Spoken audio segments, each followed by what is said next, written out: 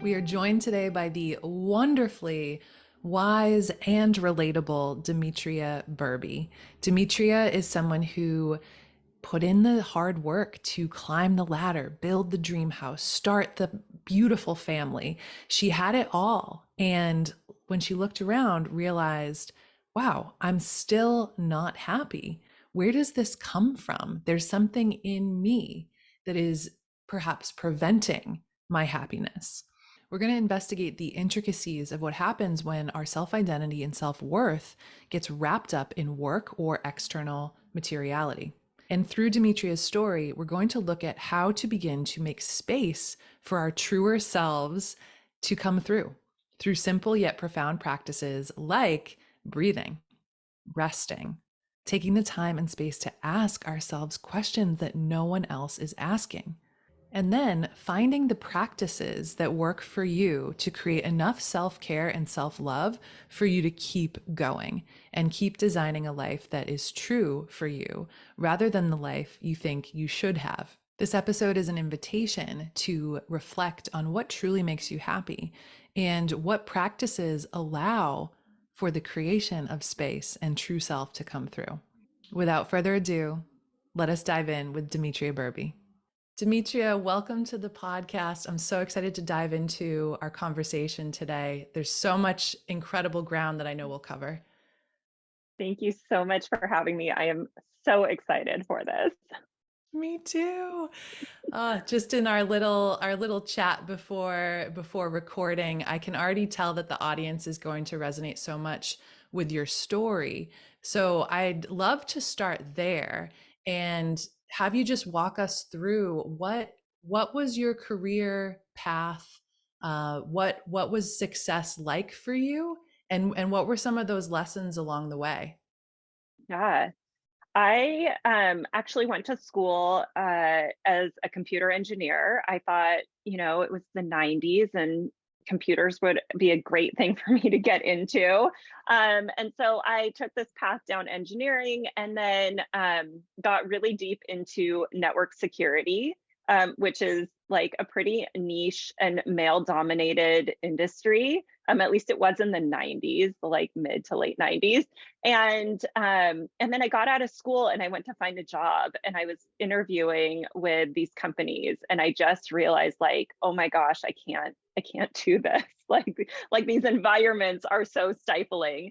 So at that young age, I just knew like I maybe made a mistake in my education. And I found myself working for a digital marketing agency. And, like the early 2000s, digital marketing was a big deal and websites. And having that engineering background, I got into data and analytics right at like the beginning of when that industry was taking off. And so I spent my early years really learning that space and climbing the ladder and I was really good at it. I found that I was excelling with my clients. I was excelling in my job titles and how much money I was making. And the organization that I was with was growing pretty rapidly. So I had a lot of opportunity and I took all of it. I didn't really have anything else going on in my life. And so I could just pour sort of like all of my being into my job. And I share that part of the story because I really didn't have anything else going on outside other than like hanging out with friends and going to bars and, like the normal stuff you do in your early 20s. But, I really poured all of myself into my job. And then over time, I, found my husband and we started our family and I had all of these other things that I wanted in my life, but still career was at the core of it. And as I climbed the ladder, I realized at some point that there was maybe something more that I was missing because I was sort of at the top of the game. I realized that the next job that I would want, or the next job that was in line for me, was a job that I didn't want. Mm. And that was the moment of like, wait a minute, what else is there? I like, the motivation to work was always to get the next job, to like master what I was doing, be really good at it, and then get the next job. And when you get to the point where I was like, okay, the next job is something that I don't want, like I wasn't prepared for that moment. I didn't know that that could come for anybody. I just thought like, no, no, no, you just, until you're at the very top, you just keep going. Um, and so that moment in life sort of happened at the same time as um some personal, like, I don't know, I think I was really realizing that I was unhappy at the core of it, and I didn't know that about myself at that time. And so coming to terms with, oh my gosh, I can't distract myself by working towards this next title. And I'm starting to realize that I'm actually not happy in my life generally, was a really, really hard realization to face. And so it set me on this path in a really blessed way of me trying to figure out what would make me happy. And so I changed jobs. I changed companies after 17 years, and thought like, oh, a new job, a new environment will fix all of this for me. And I laugh because, of course, it doesn't. When you're not happy and you don't know yourself, changing your job is not going to fix it. Um, and so I switched jobs, and was doing really well there, but also just continued to realize how unhappy I was. And so had to eventually take a look at, it's not this external thing, it's not that external thing. And I realized it was me, that I was unhappy with myself. And that I would have to take some time to an effort to figure out who I was and what in the world would make me happy in this life. Wow. Wow. I appreciate so much about your story, especially the journey of getting to the top. Look, right? Like Yeah. looking around and being like, okay, there is this next step, but I don't actually want that. I Yeah. think people are becoming more comfortable with expressing that or letting that be true, Hmm. but it hasn't been around very long, this concept of, wow, I can actually say no to the hustle or to the ladder. And Hmm. I'm so curious to dig in a little bit deeper into what unhappiness actually looked like for you on maybe an Hmm. emotional level, an embodied level. You mentioned that you had to go inward to find what that was, but what were some of the Hmm. symptoms or the clues that were Yeah. telling you that you weren't happy? Yeah. It's a great question. For me, unhappiness came about that one, I was exhausted all the time. I just could not, and I was working like crazy hours, and we had young children, and it was that time in life where you're tired. But I was exhausted. And in looking back at that time in my life, I think I was probably a little bit depressed, or I was depressed. And that would like added to this feeling of exhaustion that I had. But it really came to this beautiful moment slash story where my husband, he came to me and he was like, hey, let's take the kids and go do this super fun thing. And like, I think I responded and I was like, that sounds like so much work. Right? Like the idea of like packing the kids up and like going and, doing something fun with them felt like so much work. And he was like, "Well, why don't you want to do it?" And I was like, "I don't know, it just doesn't, like, it's not what I want to do. It doesn't sound fun for me." And then his next question was like, okay, well, what if we do this? Like, let's do a different activity. And my response was the same to everything that he said. And it wasn't like in that moment, it was the same, it was, but like this had been an ongoing conversation for like probably months or years, to be honest. But whatever, in that moment, he paused and in like the most loving way, he asked me, he said, like, what does make you happy? Like, what do you want to do in this moment that would make you happy, that would bring you joy? And I looked at him and I was like, I don't know.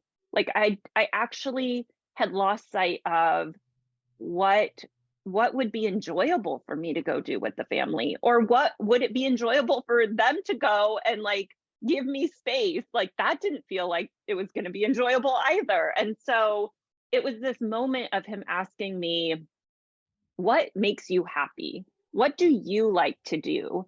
And me realizing that I had no idea, that, you know, all of this, like the nice house and the nice car and like the perfect family and, you know, the loving husband and whatever that we had, like those things weren't making me happy. And there was something that I had to go back and discover about myself to understand where I had lost my way. Hmm. And so it was that lack of being able to access joy in really like any environment that made me realize that there was something that I was generally unhappy, not just like in a moment. I really appreciate the vulnerability there as someone who also was depressed at some juncture in my career and didn't know it. I remember having the realization at one point. I was the COO of this company, and similar had worked my way up. I was so proud to be there, but so burnt out. Not everything was breaking, Yes, including me. yes. And I remember a moment where I sort of just let myself collapse on the floor and cry for a second. And Hmm. I remember thinking for the first time, like, wow, I have mental health and I don't think it's good right now.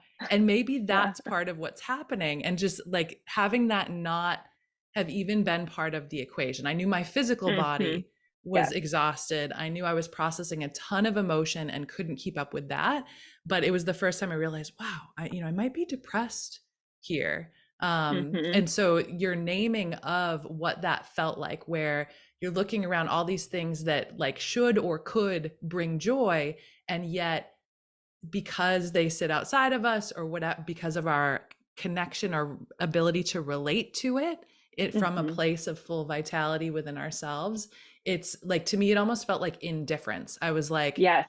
nothing will make me happy because I just am not happy as Hmm. a person, as you know, a being in a body. um so I'm appreciating the vulnerability in your story there. And I'm curious what you did next. So you had this realization that you needed to go inward, and I'm hearing also the gift of the pause, like the gift of the question that your husband Hmm. posed, because I think sometimes that can kind of snap us out of our momentum or out of our norm, if you will. So Yeah. this pause happens, a gift of a question to start reflecting. What do you Hmm. do next?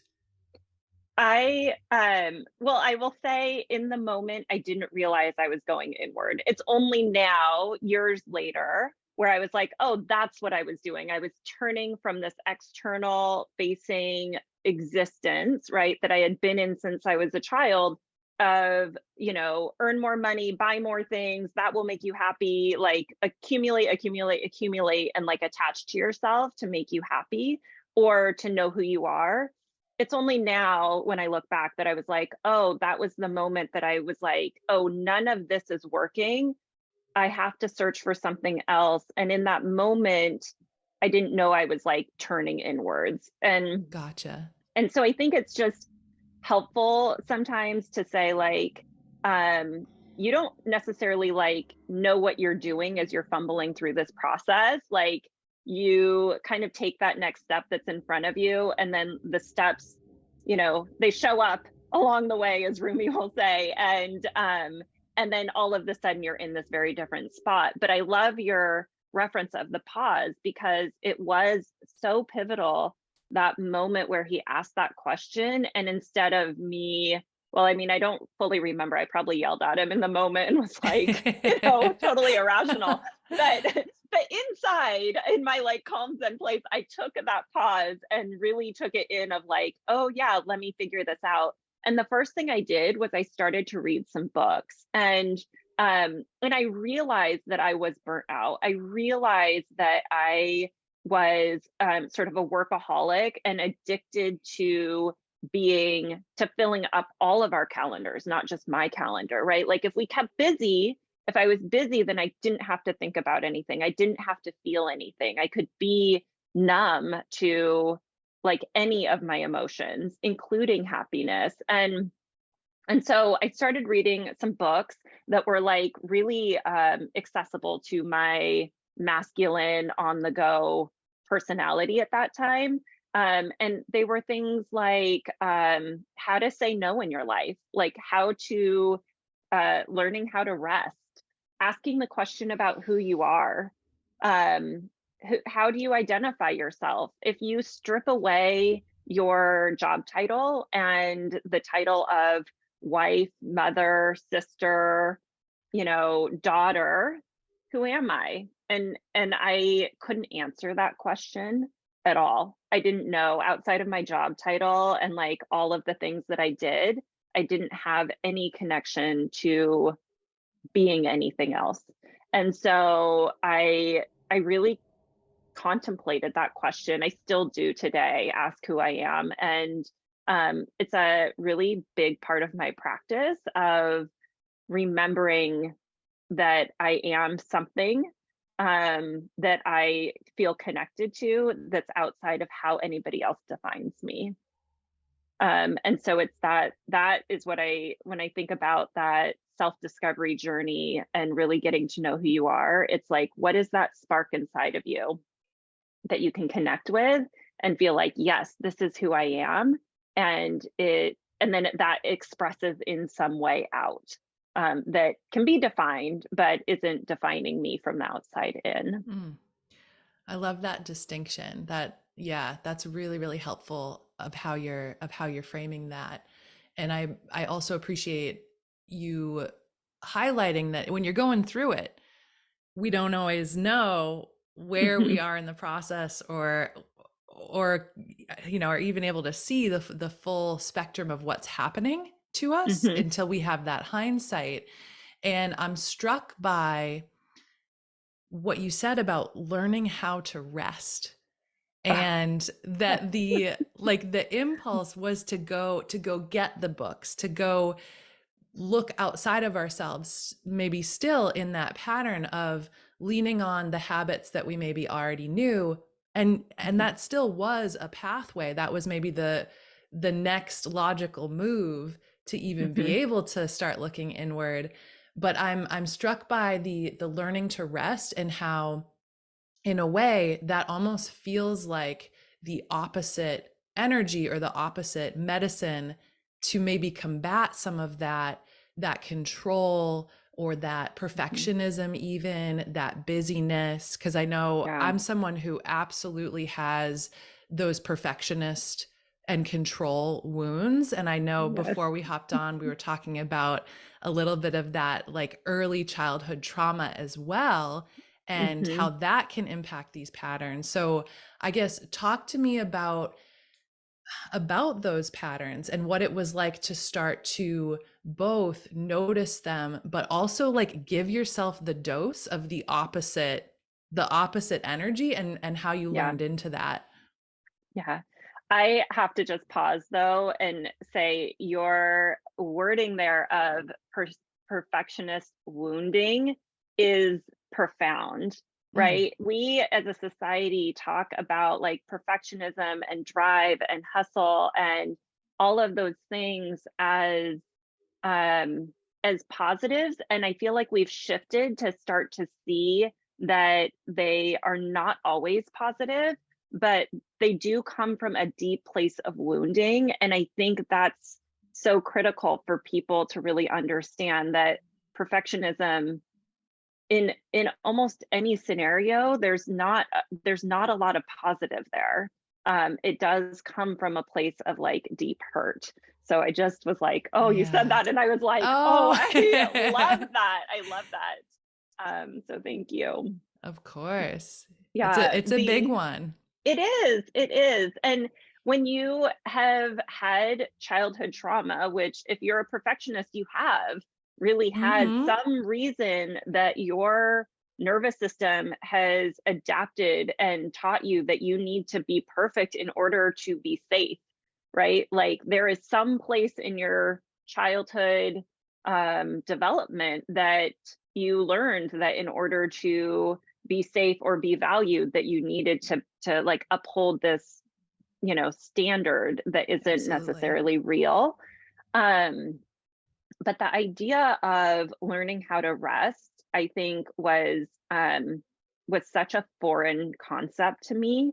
And I think if you would have said to me in that moment, like, hey, I think you need to rest, which I'm sure my husband said plenty of times to me, my response would be just like incredulous. Like, why would I possibly rest? Like, I sleep at night. I don't have time to rest. I'm too busy. I like if I rest, then I'm not going to get all this stuff done that is critical to my survival. And like now in retrospect, looking back, when you're that busy, when you're a workaholic, that drive is actually your survival mechanism. You believe in order to sustain your life that you need to operate on full blast 24 hours a day, that there is no room to rest because rest is equated with danger. And if you think about our our like evolution, right? If we're resting, it means that we're not getting food. It means that we are susceptible to, some giant creature coming and eating us, or a lion, starting to chase us and kill us. Like those are very vulnerable times. And so actually allowing our bodies and teaching ourselves that we're safe, that the paradigm that we have like taught ourselves for 30 or 40 years is no longer true, is really challenging. And for me, learning to rest was really about finding that safety in my life, not my external safety. I mean, I've mentioned like I live in a nice house and I live in a safe part of the world. I'm very lucky in that way. I live in a safe home environment. Like there's really very few places that there's like real danger in my life. But my inner system, the way that it was wired, really believed that at any moment my whole life might fall apart and there would be something so dangerous that I needed to stay in this hyper active, hyper aware mode. And so it's the unpacking of that took so much work over years Mm. to really get to a place where I can, on a daily basis, relax and operate from that place of rest and stillness, and then have moments where I'm really active instead of being totally active all the time and having moments of rest. Right, right. And what I hear in what you're saying is, I guess because of the stillness and thanks to the spaciousness that creates, it's the difference that I feel in my body as you say that is that like the difference between staying in the reactivity and in the Hmm. addiction to the busyness Hmm. versus sitting in enough stillness or enough spaciousness to consciously choose and Yes. intentionally choose where am I going to put my precious life force and where am Yes. I going to choose to act rather than sort of being in that dance. And I appreciate the frame on workaholism and a core pattern that sits at the center of that being addiction, right? Hmm. Because I think for a lot of us who have worked our way up in the business space or led companies or whatever it might be, we don't necessarily think of workaholism as an addiction. It feels safer to stay in that. It feels safer Hmm. to wear the mask, to be perceived in a certain way by others. Like there's such a protective part of us Hmm. that shows up that I think in some ways is well intentioned. It's like Hmm. protecting us from rejection or protecting us from having to get vulnerable, because as you were speaking, the other thing that felt really important is the busyness protected you from having to look at the vulnerable parts of yourself. So it's like addiction does serve a purpose, but I Yes. think when we recognize it for what it is, like you're saying, now you can start to peel back the layers and really look at that pattern and Hmm. where it came from. And I'm curious, what in your journey, as far as practices or Hmm. learnings, like what helped you to be able to start to unravel those layers and investigate those patterns? Yeah. Um, I would say the first accessible thing for me was breathing, and not like breath work, because it took me a really long time from this moment to get to like actual breath work. Sure. But this idea of just taking a moment to breathe for myself. When I left digital marketing for this agency, I moved over and I was working for Nike. And on campus, things are really spread out. I'm sure many people have experienced campus life, and you're running from building to building and you're running from meeting to meeting. And I remember having this insight of standing in a stairwell, and there's like a lot of people in the stairwells, going from floor to floor, and stepping off to the side, like in the corner, and like kind of hiding in plain sight. And I was like, I just need to stop and take a breath. Like, I Mm. just need to take this moment to give myself a moment to breathe. And it was like I couldn't do it in the conference rooms I was, moving back and forth through. I was just, everything was so packed in my day. And I was like, I'm going to steal this moment for myself and I'm going to take a breath. And it was such a pivotal action because, one, it actually, in a lot of ancient and, cultures, they talk about the breath being the life force. And so this idea of like, oh, okay, I'm actually going to be intentional and bring a breath in, feel it in my body, pause, allow my body to rest. I didn't realize at the time what I was doing for my nervous system, but in that just like 1 or 2 seconds of breathing, being able for my body to move out of that fight flight mechanism and actually come into a balanced place was huge. And so I was doing that for myself. But then also there was this intangible thing that I was doing, which was I was taking care of myself. And I was telling, there was like this subconscious message that I mattered, that I was loving myself, that I was willing to take care of myself and put what I physically and emotionally needed above everything else that I was committed to in my life for those 2 seconds. And I would do it like, I remember the first time I did it and I was like, wow, this is amazing. Why don't I do this more often? And then I was like, I don't have time to do this. And then, um, and of course I laugh about it now because I was like, it was literally 2 seconds. Like, I had time, but I was not of sane mind apparently then. Um, and so I started to do this like more and more, like, and I got to a point where every time I was in the stairwell, I would take this like 2 seconds to breathe. And it did just slowly change everything. And I think it opened up the possibility for the rest of my journey.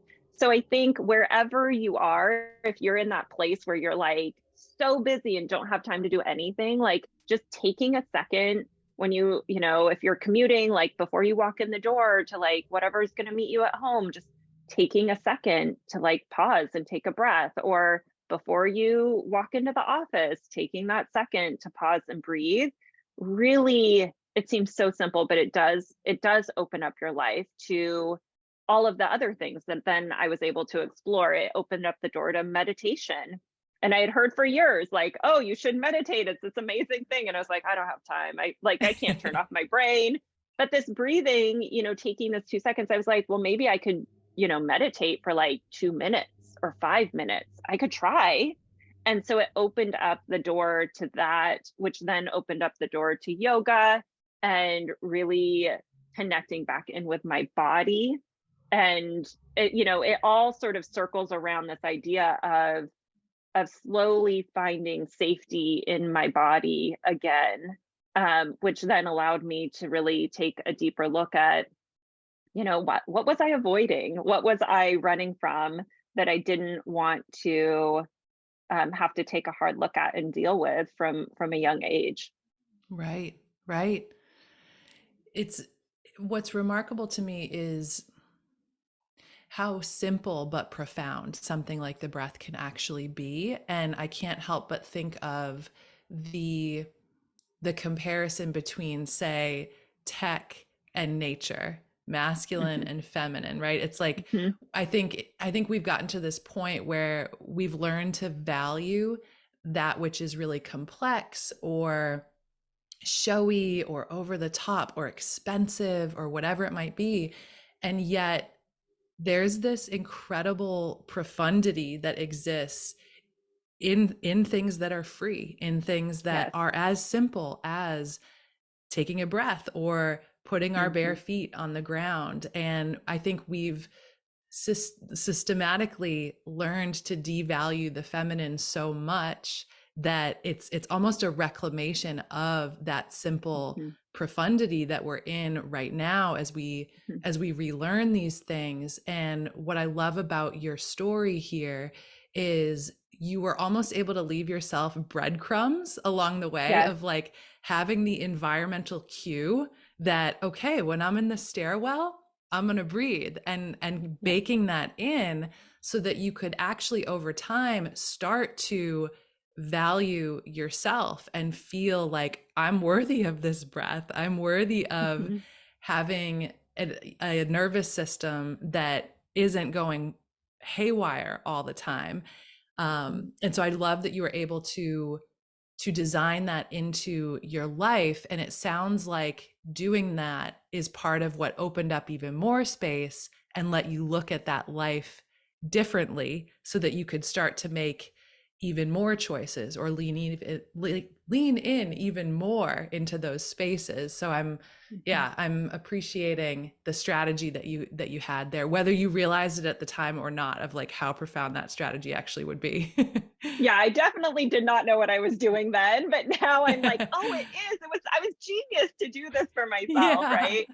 But I do think, it speaks to this idea of, I think when I was in that space, I thought, self care or self love or, finding this space to rest had to be something that was like so far away from where I was that I couldn't even get myself there. Like, a great example is like somebody would be like, well, just take a bath and relax. And I was like, ugh, that sounds horrible. Like sitting in a bathtub and like, the way that people would describe it, I was just like, that does not sound self-carey to me. It doesn't sound good. It's not going to feel good, like whatever. But it was because I was so far away from being able to be in touch with myself and really enjoy the calmness of it, that it was like too far of a stretch. And so finding something that felt like self-care that was much closer and much more accessible to me was critical in the unlocking. Mm. And so wherever you are with my clients and even with myself today, I'm like, what is that thing that feels like it's just outside of accessible or right inside? Like I want to push myself to the limit of my comfort zone. And sadly, take stopping in the stairwell for 2 seconds was right outside the limit of my comfort zone in that moment.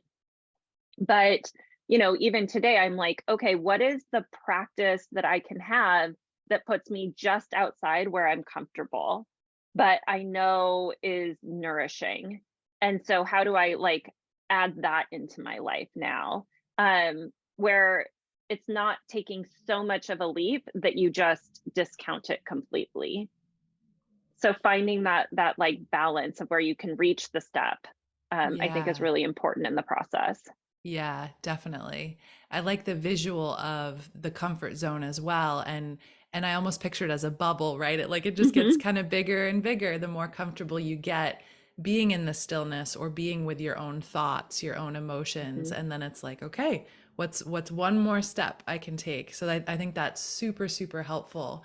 And I can't help but ask as we wind down what has been a beautiful conversation so far, as you look at your life now and how some of these practices or these different ways of rebalancing your life, if I can label it that Hmm. way, um, what does life feel like now, and what's your relationship to self-worth now that you're not outsourcing it to, say, work? Yeah. I love this question. Thank you. I Life feels really good, and I feel like in every moment I feel like I have connection to myself and connection to other people around me, regardless of where or who I'm with. I'm able to be present with what's happening now instead of thinking about what might happen in the future or what happened in the past. Um, and there's, sort of an appreciation for whatever is happening in the moment. So, sometimes I feel like when I talk with people, it can be interpreted that like my life is perfect and I'm like always happy, and like that must mean that like nothing goes wrong, and you're kind of like that's not possible in life. And I am happy like most of the time, and I really enjoy my life most of the time, but it's this appreciation for the ups and the downs in my life, because when I'm up and I feel really good and things are like joyful and effervescent and happy, I can really enjoy it. And when things are down or like I'm hitting a rough patch, or like we're dealing with a challenge in our family or whatever it is, I can really appreciate the growth that's coming out of that moment, instead of being caught in the like, oh, my life is horrible, or like this is never going to get solved, or you know stepping out of the fear of what might happen allows me to just have some perspective of, oh my gosh, so much good is going to come up from this. I can't know what good will come from this like scary or bad or what challenging situation, but I feel like I've lived through enough of the ups and downs now to know that the up is coming, and it's going to be pretty incredible if the low is here. Mm. And so having that perspective, um, I think is what allows me to really feel like I enjoy all aspects of my life. Um, and the inner self worth, the inner love is somehow this idea of like there is an inner well of whoever I am, and the excitement of constantly getting to discover that Mm. I know who I am in this moment. I know what I offer the world, and then knowing that tomorrow it's going to be slightly different, and excited to get to know myself and who I'm going to be and how I'm going to evolve tomorrow, the next day, who I'm going to be in a year is going to be totally different. And that idea of knowing I'm evolving is exciting.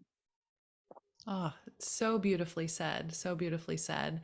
And I think for any of the listeners who have that more entrepreneurial mindset and find themselves in a lot of those ups and downs and in that inner dialogue around their self-worth, or what does it mean if I don't succeed? What does it mean if I don't stick with this, or whatever Hmm. those inner conversations are, I think your story points to a different type of relationship with ourselves that's possible, where it's, change and evolution is okay. We can be a new self in a week from now, in a month from now, and we can trust ourselves through that. Like that's what I really hear in what you're saying, of like, I trust myself now to get through the ups Hmm. and downs and to look at the hard stuff, to ask the questions that might illuminate a different perspective or a new discovery. Because I love how you Hmm. framed that of, I get to constantly discover into this infinite well of who I am. And I just think that's such a beautiful frame on it, especially for those entrepreneurs and creators that are listening. So thank you for, through your story and through your wisdom, taking us through the nuance, because I think as we transition into new ways of working, new ways of doing business, there's a huge cultural shift happening in Hmm. leadership right now. And I think it's going to take all of us to learn how to trust ourselves through the uncertainty and the ambiguity that we now face. And it's always so inspiring to me to get to see living proof essentially of, okay, like we can do Yeah. hard things, we can look at ourselves even, even when that feels hard. So Demetria, thank you so much for sharing your story. I want to kick it back to you for any closing thoughts, and also letting the listeners know where they can find you if they want to learn more about you and your work. Yeah, thank you so much for having me. It's been amazing. Um, for if you want to find me, you can find me on Instagram at Finding Luminance, or my website is findingluminance.com. Amazing. Yeah, Amazing. Ah, Demetria, thank you so much. Thanks for being a thank light in this you. world through how you're living your life. And yes, just thank you. Just ending with Thank lots of you. gratitude. Yeah. Yeah. I think that's it. Like the path through is always gratitude. And so, how can you be just a little bit more grateful for what's coming into your life? So thank you. Oh, and we'll leave listeners with that question right there. How can you be a little more grateful for what's coming into your life? Thanks for tuning in, listeners. We'll see you next week. The inner work is often the hardest work, but it is the work required for lasting change and a healthier future for us all. If you found the show valuable, please leave a review and subscribe. You can also take a deeper dive with me at NicoleBelisle.com. Thanks again for being here and showing up for your new self. Your future self will certainly thank you.